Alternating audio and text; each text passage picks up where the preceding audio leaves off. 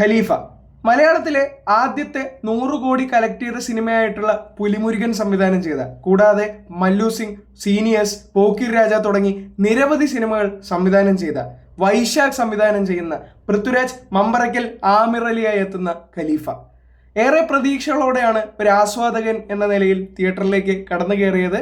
അതിനെ പൂർണ്ണമായും സാറ്റിസ്ഫൈ ചെയ്തോ എന്ന് ചോദിച്ചാൽ ഇല്ല എന്നാണ് എൻ്റെ ഉത്തരം. പക്ഷേ ഒരു ടിപ്പിക്കൽ മാസ് മസാല മൂവി ടെംപ്ലേറ്റിൽ വരുന്ന ഒരു സിനിമ ചെയ്യുന്ന കാര്യങ്ങളൊക്കെ ഖലീഫ ചെയ്യുന്നുണ്ട്.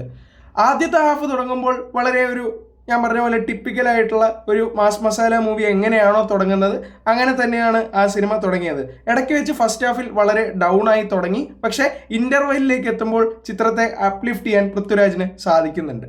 സെക്കൻഡ് ഹാഫിലേക്ക് കിടക്കുമ്പോൾ വളരെ നന്നായി തന്നെ സിനിമ പോകുന്നുണ്ട്. അവസാനത്തോടെത്തുമ്പോൾ ഒരു ക്യാമിയോ ഉണ്ട്. സിനിമയിലെ ആദ്യ പകുതി തൊട്ട് മമ്പറക്കൽ അഹമ്മദ് അലി എന്ന് പറഞ്ഞിട്ട് ഒരു ക്യാരക്ടറിനെ നേരത്തെ തന്നെ സെറ്റ് ചെയ്ത് വെക്കുന്നുണ്ട്. അതായത് മോഹൻലാൽ എന്ന് പറയുന്ന നടൻ ലാസ്റ്റാണ് വരുന്നത്. അത് വളരെ നന്നായി തന്നെ അത് വൈശാഖിന് ചെയ്യാൻ സാധിച്ചിട്ടുമുണ്ട്. ജെക്സ് ബിജോയുടെ മ്യൂസിക്കിനെ എടുത്തു പറയണം. വളരെ നല്ല BGMs ആയിരുന്നു. അതുപോലെ ചമ്മൻ ചാക്കോവിൻ്റെ എഡിറ്റിങ്ങും വളരെ നല്ലത് തന്നെയായിരുന്നു. പൃഥ്വിരാജ് എന്ന് പറയുന്ന ആ ഒരു സ്റ്റാർ പെർഫോമറുടെ പെർഫോമൻസ് ഇതിൽ എടുത്തു പറയേണ്ടതാണ്. ഫൈറ്റ് സീൻസിലായാലും ചെറിയ ഇമോഷണൽ സീൻസിലായാലും പൃഥ്വിരാജ് നന്നായി ചെയ്തിട്ടുണ്ട്. കൂടാതെ രഞ്ജി പണിക്ക, ഇന്ദ്രൻസ്, ഷമ്മി തിലകൻ എല്ലാവരും നന്നായിട്ട് തന്നെ ചെയ്തിട്ടുണ്ട്. കത്തിയിലെ വില്ലനും ഇതിലുണ്ട്. പുള്ളിയുടെ പേര് എനിക്കറിയില്ല. അദ്ദേഹം നന്നായി തന്നെ ചെയ്തിട്ടുണ്ട്.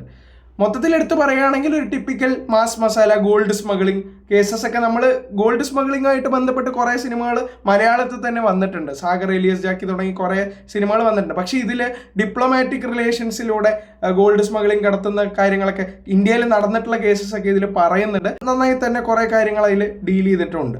വളരെ പ്രഡിക്റ്റബിൾ ആയിട്ടുള്ള ഒരു സ്റ്റോറി തന്നെയാണ്. കാരണം ഒരു ടിപ്പിക്കൽ റിവെഞ്ച് ഡ്രാമയായിട്ടാണ് വൈശാഖിനെ കൺസീവ് ചെയ്തിട്ടുള്ളത്.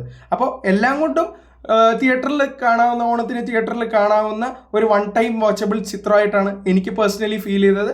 നിങ്ങളുടെ അഭിപ്രായങ്ങൾ കമൻറ്റിൽ രേഖപ്പെടുത്തുക. താങ്ക്